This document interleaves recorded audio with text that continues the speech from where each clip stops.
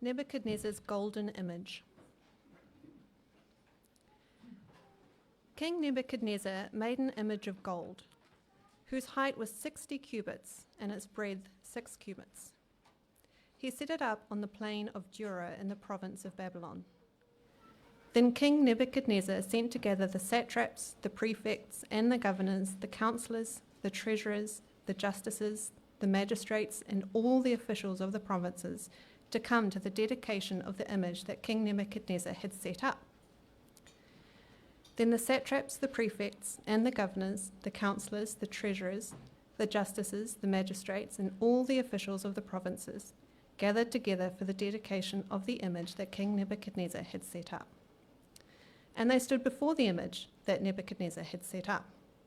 And the herald proclaimed aloud, "You are commanded, O peoples, nations, and languages, that when you hear the sound of the horn, pipe, lyre, trigon, harp, bagpipe, and every kind of music, you are to fall down and worship the golden image that King Nebuchadnezzar has set up.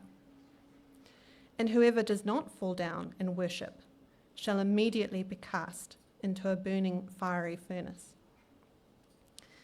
Therefore, as soon as all the peoples heard the sound of the horn, pipe, lyre, trigon, harp, bagpipe, and every kind of music, all the peoples, nations, and languages fell down and worshipped the golden image that King Nebuchadnezzar had set up.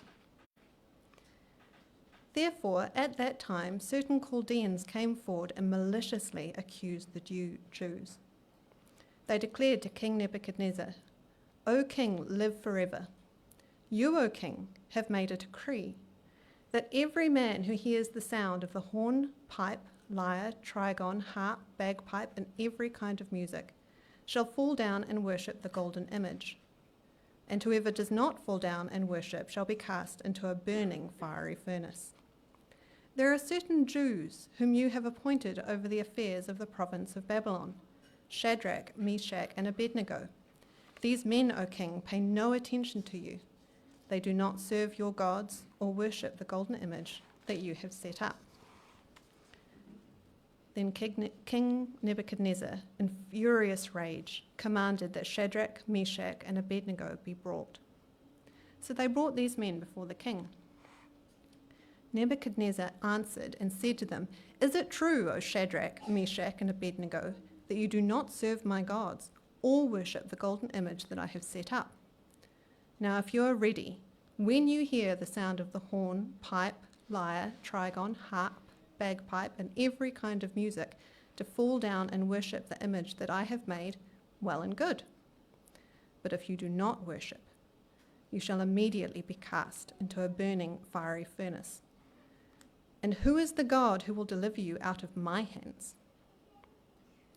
Shadrach, Meshach, and Abednego answered and said to the king, "O Nebuchadnezzar, we have no need to answer you in this matter. If this be so, our God, whom we serve, is able to deliver us from the burning fiery furnace, and he will deliver us out of your hand, O king. But if not, be it known to you, O king, that we will not serve your gods or worship the golden image that you have set up." Then Nebuchadnezzar was filled with fury, and the expression of his face was changed against Shadrach, Meshach, and Abednego.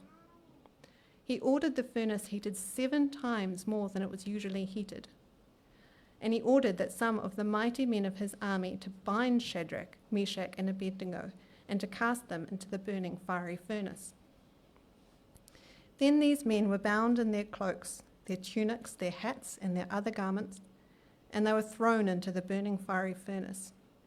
Because the king's order was urgent and the furnace overheated, the flame of the fire killed those men who took up Shadrach, Meshach, and Abednego. And these 3 men, Shadrach, Meshach, and Abednego, fell bound into the burning fiery furnace. Then King Nebuchadnezzar was astonished and rose up in haste. He declared to his counselors, "Did we not cast 3 men bound into the fire?" They answered and said to him, "True, O king." He answered and said, "But I see 4 men unbound, walking in the midst of the fire, and they're not hurt, and the appearance of the 4th is like a son of the gods." Then Nebuchadnezzar came near to the door of the burning fiery furnace, and he declared, Shadrach, Meshach, and Abednego, servants of the Most High God, come out and come here. Then Shadrach, Meshach, and Abednego came out of the fire. And the satraps, the prefects, the governors, and the king's counselors gathered together and saw that the fire had not any power over the bodies of those men. The hair of their heads was not singed, their cloaks were not harmed, and no smell of fire had come upon them. Nebuchadnezzar answered and said, Blessed be the God of Shadrach, Meshach, and Abednego, who sent his angel and delivered his servants who trusted in him, and set aside the king's command, and yielded up their bodies rather than serve and worship any god except their own God. Therefore, I make a decree. Any people, nation, or language that speaks anything against the God of Shadrach, Meshach, and Abednego shall be torn limb from limb, and their houses laid in ruins, for there is no other God who is able to rescue in this way. Then the king promoted Shadrach, Meshach, and Abednego in the province of Babylon. Thus says the word of God.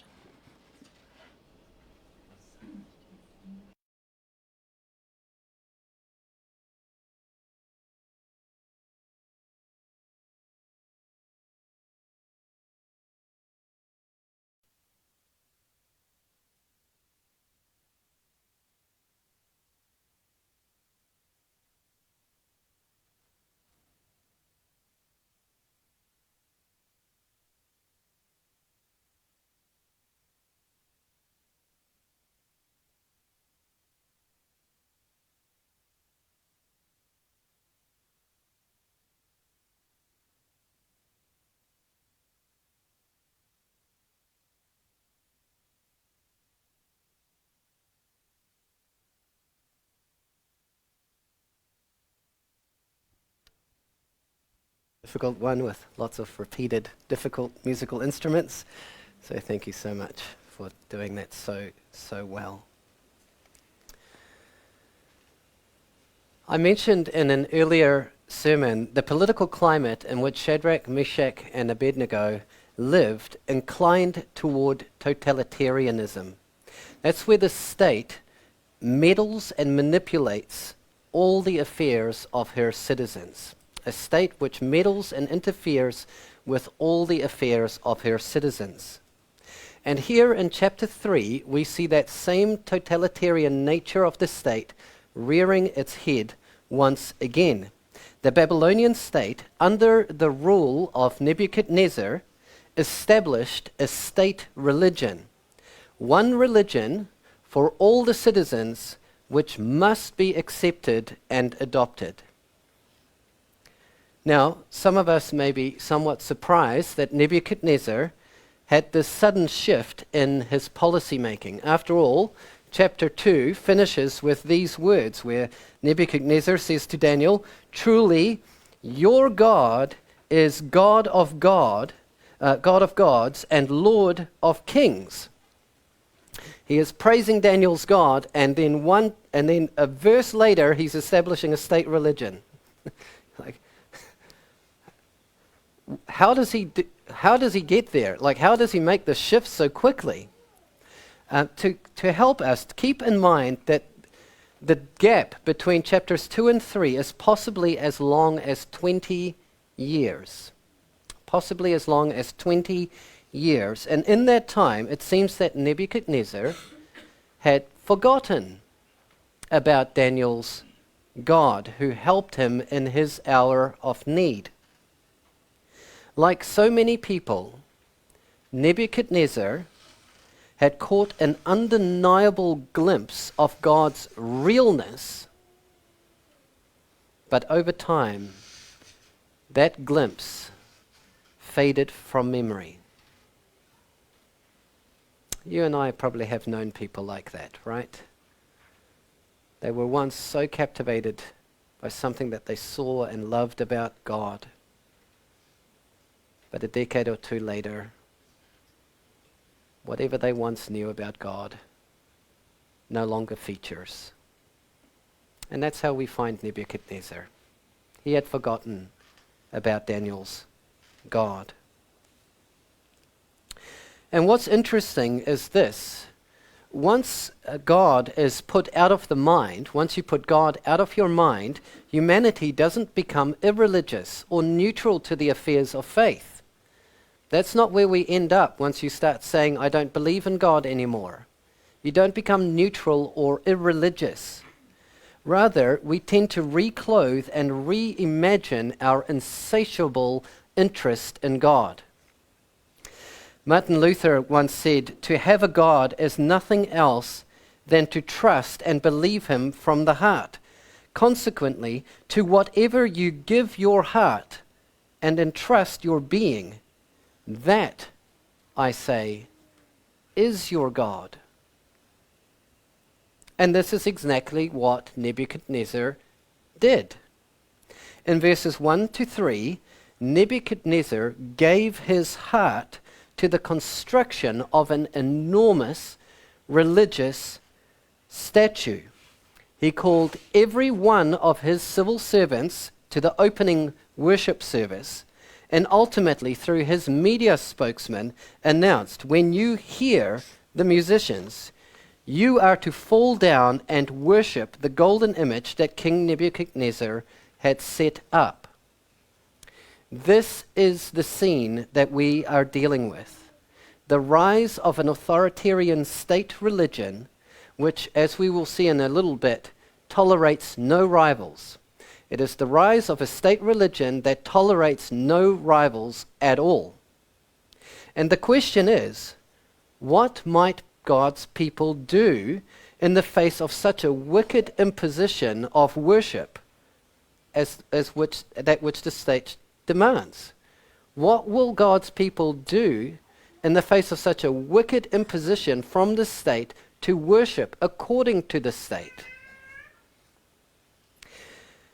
To help us along, I've broken the chapter up into 4 sections.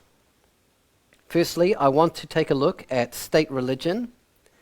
Then I want to have a think about true obedience, followed by a mighty deliverance, and finally, the resulting public testament.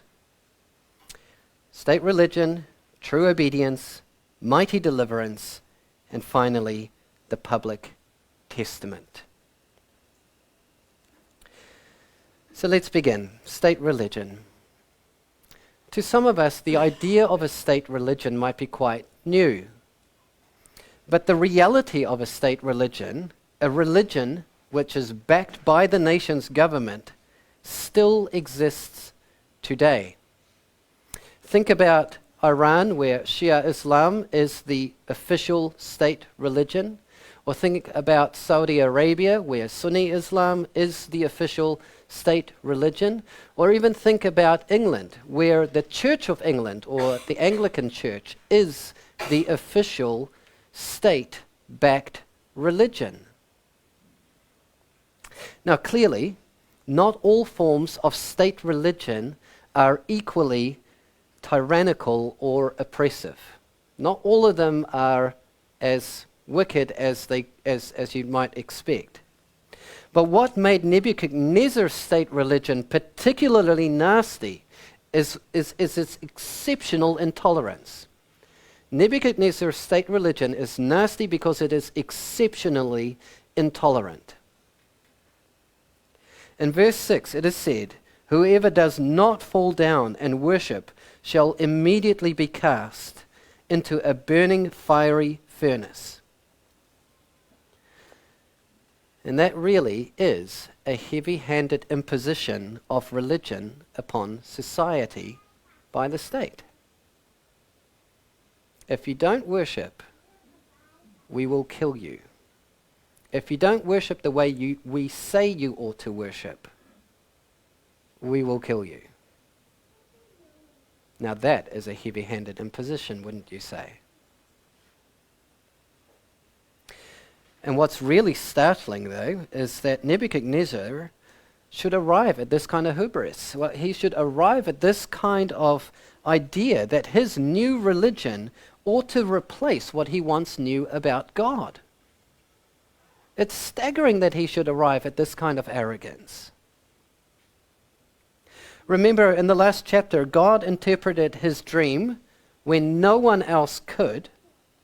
And the dream was a vision of the future in which his empire, the Babylonian Empire, would eventually be surpassed by another, by the Medes and the Persians.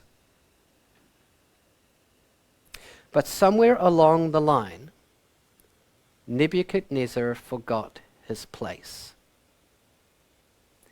Nebuchadnezzar forgot his place. He forgot his momentary life, and that he too, the great Nebuchadnezzar, would end up as a footnote on the records of human history.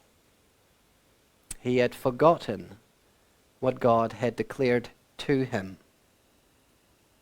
Instead, Nebuchadnezzar erected a statue not to reflect the temporary existence of his empire, but as a defiant statement of his empire's permanence and durability. That's why the whole thing is made out of gold. He is telling the world, my empire is here to stay. It will endure. It is permanent. State religions tend toward this kind of aggrandizement. They do. They do like to puff their chests a little bit like this. A conviction that they are here to stay. But God has already shown Nebuchadnezzar there is only one kingdom who may lay claim to that kind of conviction, that they are here to stay. There is only one kingdom in the Bible that can have that kind of conviction, and it's not Nebuchadnezzar's kingdom. The kingdom that can lay claim to the conviction that they are here to stay is the kingdom of Christ. The rock which struck the kingdoms of men and became a great mountain and filled the whole earth. The certainty of permanence and durability belongs to the kingdom of Christ alone, not to Nebuchadnezzar. But no matter. Nebuchadnezzar is obviously intent to press on in his delusion, only to discover that he has insubordinate officials in his ranks. Everyone is to come and worship, but he discovers that there are insubordinate officials who won't do it. Officials who would not submit to his newly minted state religion. So he hauls in these defiant officials, all three of them. The real troublemakers in the kingdom, all three of them. Hauls them in, and he challenges them. If you do not worship, you shall immediately be cast into a burning fiery furnace. And who is the God who will deliver you out of my hands? And that's the question, isn't it? Who is the God? Who is the God who would deliver you out of my hand? You could almost smell the malice on Nebuchadnezzar's breath, couldn't you?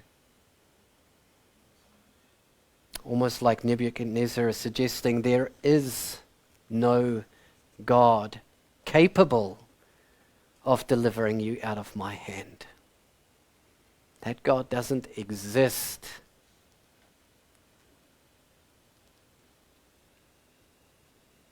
I'm trying to imagine what that might have been like for Shadrach, Meshach, and Abednego. To have this king breathing down your throat. And maybe you are too, trying to imagine what that would have been like, what you would have felt.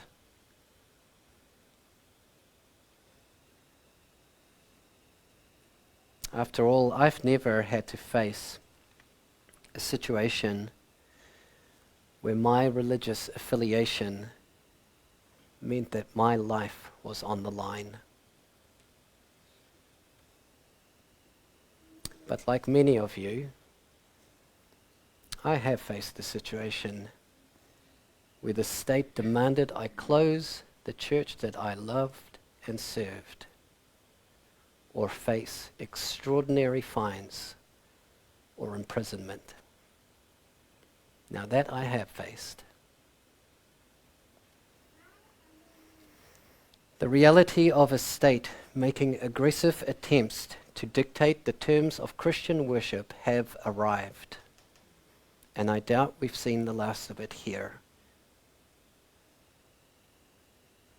So let's lean in to this text now, because I am very eager to learn what a commendable response of God's people is when they are facing a wicked imposition from the state upon their worship.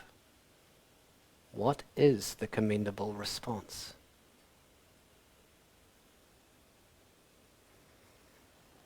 Let's keep in mind that Shadrach, Meshach, and Abednego, for them the cost of defying Nebuchadnezzar was extraordinarily high. They held very high-ranking positions within the government, so at minimum their reputations and their livelihoods are on the line. But more than this, they faced the death penalty for refusing state orders. What would they do? What might you do? Pay very careful attention to their response, which I'm calling a response of true obedience.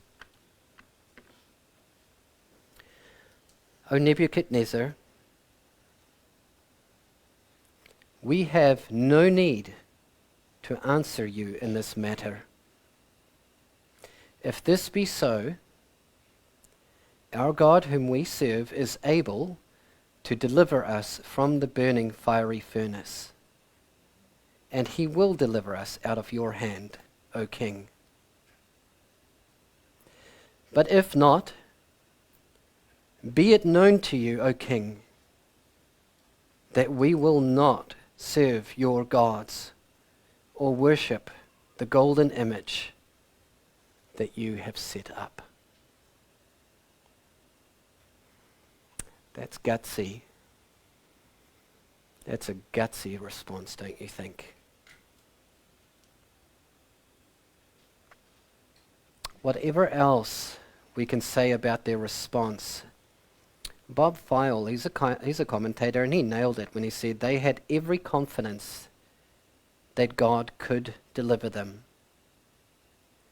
But their courage and conviction were such that even if it meant they had to die for their faith, they would not compromise. And if that's what we're supposed to learn here, it's worth learning, don't you think? If this is the commendable example set forth in Scripture, it's worth learning the commendable example. And this brings us to a very relevant discussion. Many Christians go on to know that their scriptures teach them to be subject to every governing authority. So we have to ask, were Shadrach, Meshach, and Abednego wrong to refuse to be subject to the governing authority Nebuchadnezzar in this matter of worshipping the golden image? Were they wrong to not subject themselves to the governing authority?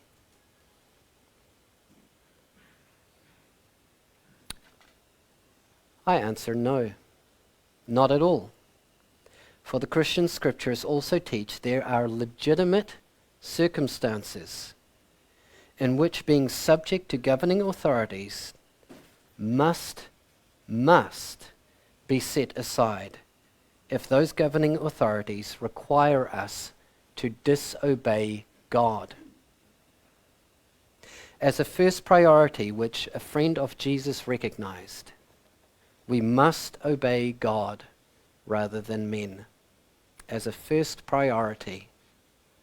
as the priority that trumps all others. We must obey God rather than men.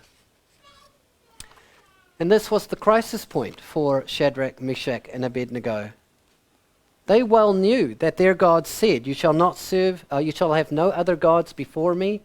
You shall not make for yourself a carved image. You shall not bow down to them or serve them.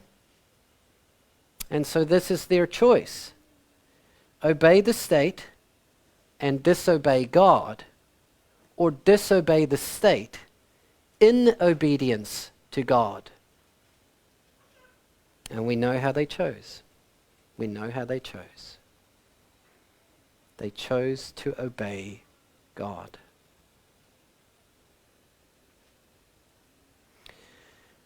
What possible good could come from such a singular act of defiance? What good could come from such a response of prioritized, faithful obedience to God? Remember the taunting question from Nebuchadnezzar. Who is the God? Who is that God who would deliver you out of my hand? I suppose the defiant trio had already settled in their minds what the answer would be.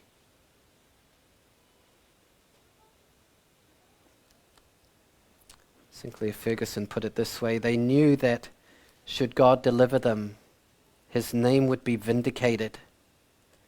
They also knew that should they die, their faithful testimony would display the worthiness of their God and the unworthiness of Nebuchadnezzar's self-created idol.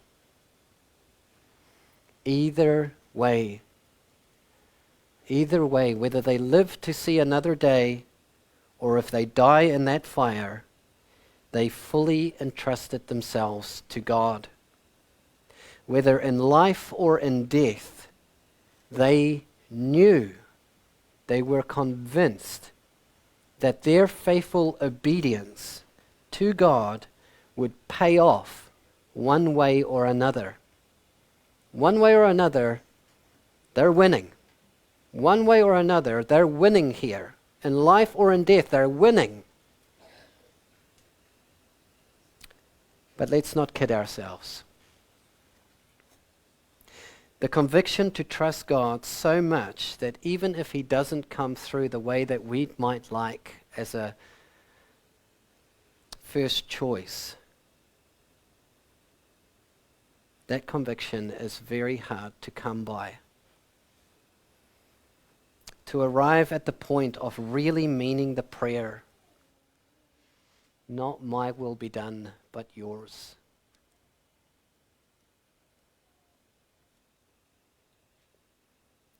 It's hard to put that kind of faith into words, isn't it? It's very hard to put that kind of faith into words. And sometimes our storytellers and our poets, they get close to the mark. Some years ago, songwriters said, I enjoy penned a song, and they titled it, Though You Slay Me. Though You Slay Me. And it speaks of this kind of faith, that no matter what, God is worth trusting. After a painful providence of losing a parent, and they had hoped that God would intervene in more miraculous ways, they sang through tears, no doubt, though you slay me, yet I will praise you. Though you take from me, I will bless your name. Though you ruin me, still I will worship. Sing a song to the one who is all I need.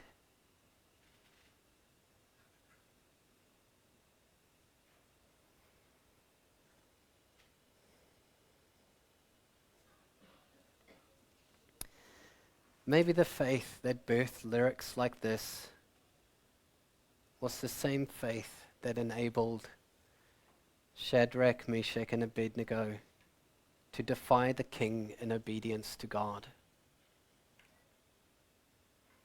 to steady themselves in the providence and mercies of God, whether in life or in death. And in contemplating these providences and mercies of God can seem like a rather abstract idea, I know. But as you read the rest of Daniel 3, the providence and mercies of God take on a concrete form, doesn't it? A real form.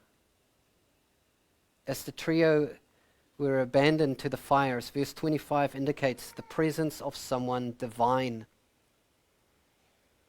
And the providences and mercies of God,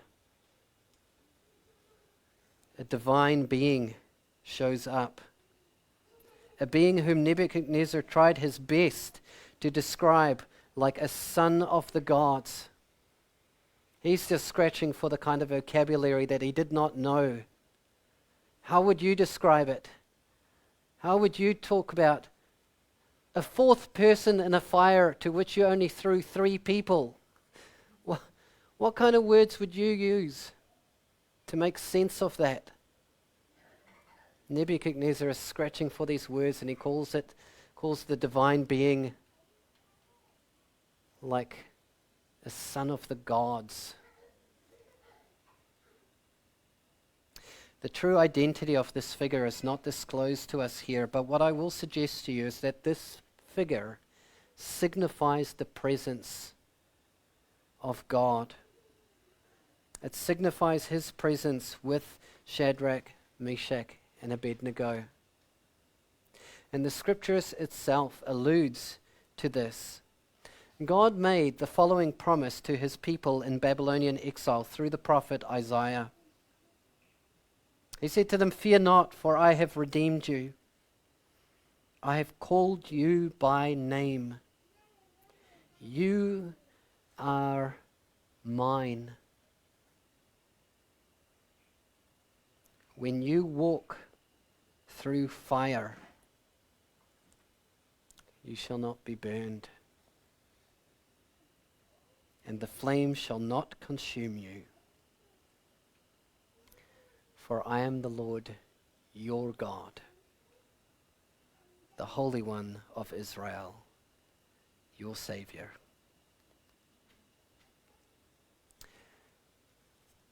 The whole reason why Shadrach, Meshach, and Abednego were untouched by the fire that was so hot that it incinerated their executioners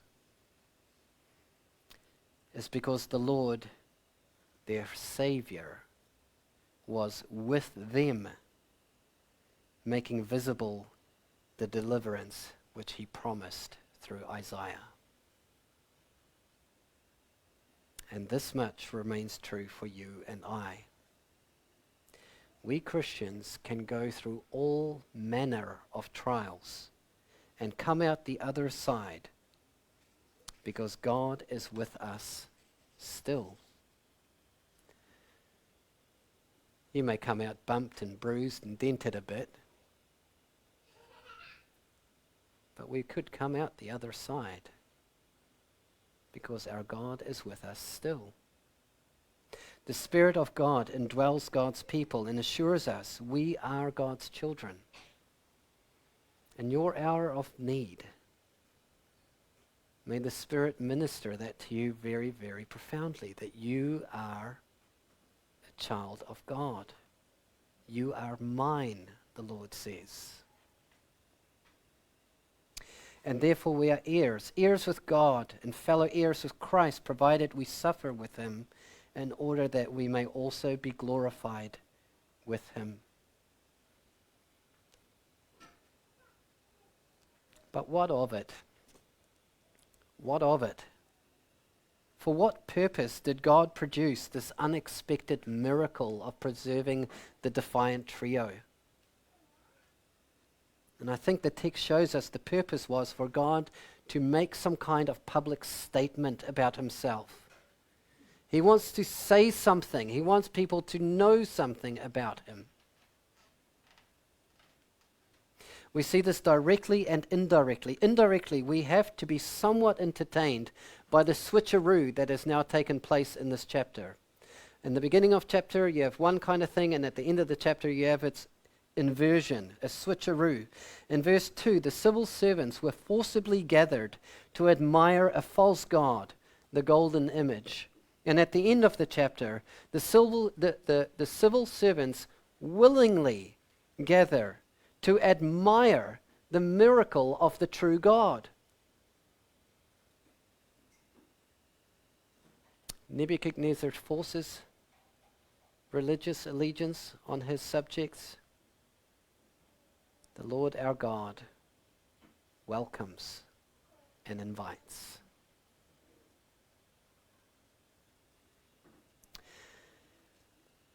By now, the officials knew that there was an attractive difference between the state religion of Nebuchadnezzar and the true religion of the God who would rescue Shadrach, Meshach, and Abednego. There is a palpable difference between the two. More directly, we also see that God made a public statement of his realness and his presence and his power to Nebuchadnezzar specifically. Isn't it amazing that the Lord would pursue Nebuchadnezzar again? He's already done it once. This is just how the Lord is, isn't it? We stray, he pursues. We wander away, he comes at us again. In verse 28, Nebuchadnezzar could draw no other conclusion than this: Blessed be the God of Shadrach, Meshach, and Abednego, who has sent his angel and delivered his servants, who trusted in him, and set aside the king's command, and yielded up their bodies rather than serve and worship any god except their own God. Once again, as was the conclusion of chapter 2, the king has to acknowledge that he is not the king that he thought he was. Nebuchadnezzar has to acknowledge he is not the king that he thought he was. But there is a divine king greater than he who calls him to bow down and worship. Lastly, the public testimony of God through the miracle also secured the religious protections of God's people. Verse 29 has the detail. Therefore, this is Nebuchadnezzar speaking, I make a decree. Any people, nation, or language that speaks anything against the God of Shadrach, Meshach, and Abednego shall be torn limb from limb, and their houses laid in ruins. For there is no other God who is able to rescue in this way. No other God who is able to rescue in this way. So God achieved at least 4 outcomes through one miracle. 4 outcomes in one miracle. God rescued the trio. God revealed his power to the state officials. God has Nebuchadnezzar confess his greatness. And God secures the religious protection of his people in what had become a nation hostile to their faith. God does 4 things with one stone. He's able to do much more. That's the point. Most of our lives, and here I conclude, most of our lives, we are not going to face life-threatening choices between God and state. And that's a good providence. It is right. Don't go looking for trouble that trouble will come looking for you. We are not insurrectionists. We are not rebels. So don't go looking for trouble. As the apostle taught, aspire to live quietly and to mind your own affairs.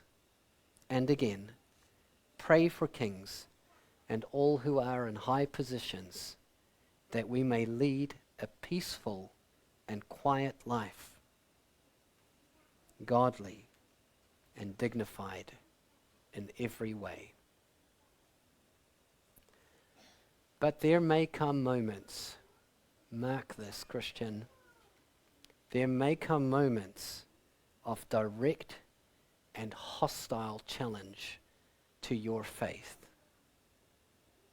And at those moments, the appropriate and commendable response, as we see in this text, is a bold and courageous stand of defiance in obedience to God. Let me pray.